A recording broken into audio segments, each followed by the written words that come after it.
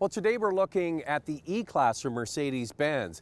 As everybody rushes towards utility vehicles, cars like this are kind of getting left behind. And it's too bad because me getting this car, there's certain things about it that I thought I wouldn't like, but I do. And there's certain things I thought I would like that I'm not really that crazy about. Now, this is a bigger car for this latest 10th generation. It's longer, that affords more space on the inside, but as most car companies are moving towards larger yet lighter platforms, this car delivers a handling experience that's more like the C-Class. And I think styling is more like the C-Class as well, and that's a good thing. I think that's a smart-looking car, and you can see that this is just basically a bigger version of that. It's got the extended LED headlamps in the front that accentuate into the sidelines, and it could be looked at as a little bit boring and conservative, but the people that buy these cars I think are going to really like the look of it. That's one of the things that Mercedes-Benz is trying to do, shedding that older gray-haired gentleman kind of approach that they've had for many decades and appealing to a younger buyer, and they do that with new tech on the inside. So the inside of the E-Class is like a baby version of the S-Class, or it's available with a baby version of the S-Class. And it's also the grown-up version of the C-Class, and I'll explain that to you.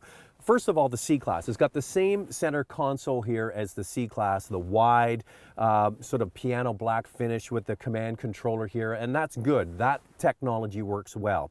Then you go above that and you see the two 12.3-inch screens. One is the center screen that is controlled by this, and then there's the sort of virtual dashboard behind that is optional. It's not standard. I'll get into the price in just a moment. But when you marry those together, you get the similar sort of dashboard to the very expensive S-Class. But these sorts of things have a real wow factor initially. Someone gets in the car, they're like, oh, that's really cool. And I found this too with the virtual cockpit from Audi. Initially, it's really great, but after a while, it's, you know, you have it set up one way and you kind of leave it. And I think that's the case with this as well. Now, the other thing that I find a little bit cheeky, this car is $61,000 and it doesn't come with standard leather seats. Now, I can see that with a C-Class or a 3 Series from BMW, you got to pay extra. But at this price point for an E-Class, I really think that leather seats should be standard equipment. So let's get into the packages here.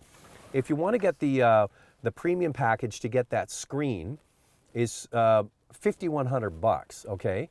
And then you want to get the executive package to get the leather seats is $4,100. So that's $9,200 additional. So that brings the price basically up to 70 grand to have this car equipped similar to this. Now, one of the nice things is with the package, you get the Burmeister stereo and you also get upgraded heated seats and things. So those are good features. So the base price at 61 grand really isn't realistic. You got to spend close to 70 to get it equipped the way you're going to want it. So as I was mentioning, there are things about this car I thought I would like, and then other things I'm really surprised about that I thought I wouldn't like. What has impressed me with this car is the base 4-cylinder engine. I think the engine really is the star of the show here. So on paper, it doesn't really seem to make sense. It's got 241 horsepower from a 2-liter turbocharged 4-cylinder. In a mid-size luxury car, that can't have enough power. But the secret sauce is the transmission. This has a 9-speed automatic transmission. Now forget about that ZF gearbox that Chrysler uses, Acura uses, Land Rover, Jaguar uses. This is Mercedes' own in-house 9-speed box, and it is a masterpiece of getting the most out of this engine. Because on paper, it doesn't seem to make sense, 241 horsepower.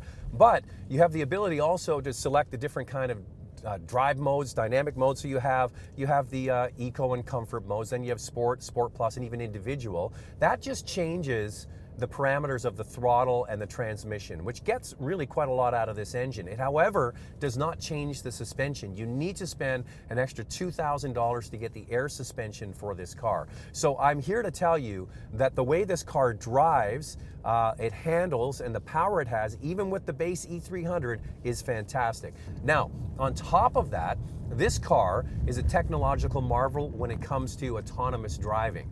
All you do is you just turn on the cruise control and you set what speed you want to go at. I've got it set for 50 kilometers an hour, and there's some traffic in front of me.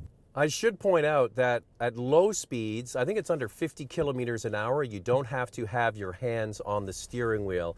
And above that, you have to have your hands on the steering wheel. But I'm here now in sort of stop and go traffic. There's a school ahead and everybody's stopping to pick up their kids from school. And I'm driving at very low speed. And the camera is actually following the car in front. It's not just the lanes, it's actually looking at the car in front. And you'll see when the van in front moves, the steering wheel will correct. It's not just about the lane markers on either side. At low speeds, it can follow the vehicle in front. And this is for situations where there are no markers on the road, maybe in a construction zone or something. The system is still able to follow. So this van is, putting the brakes on. The car is pulling up slowly behind. And is steering and braking and doing it all on its own up to a certain speed. After a certain speed, there's a little green light on the dashboard that will start to flash for the steering wheel, and it will tell me that I have to put my hands back on the wheel. But right now, in this situation, bumper to bumper kind of traffic, it's absolutely perfect. I'll show you that little green light down there. You see? Can you see the green steering wheel there? That green steering wheel, it'll say to put my hands on the wheel, but at low speed like this, it does it all on its own. Pretty incredible. I never shoot along this road when it's just at the end of the school day because of this exact reason, but I gotta tell you, it's, it's showing off this system beautifully.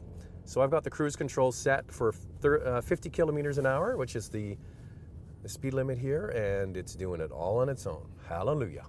So that's an autonomous system that is available in this car. And you know what? If I was going to buy that, I would skip the fancy screen and pick this, because there are going to be times when this is going to be very relaxing on a bumper-to-bumper commute home. So now we're going around a corner, and the car is doing all the work.